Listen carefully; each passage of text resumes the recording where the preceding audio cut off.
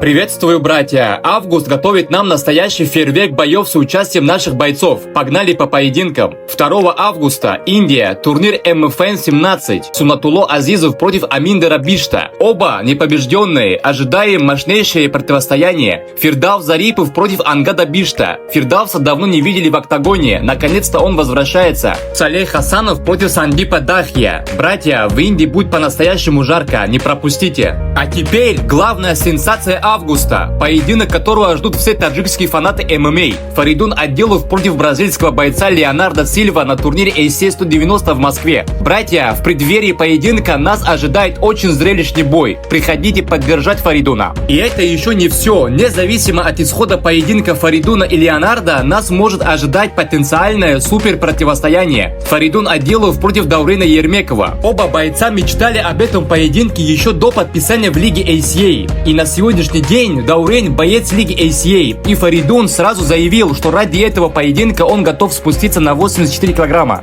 Братья, вам интересен этот поединок? Лично я жду не дождусь. Думаю, он должен состояться уже в этом году. Пишите в комментариях, хотите ли вы этот поединок. И напоследок, 21 августа, Грозный, ACA Young Eagles 57, Шамшоди Розизода против Малика Абдурахманова. Братья, пожелаем нашим бойцам ярких и уверенных побед. До новых встреч!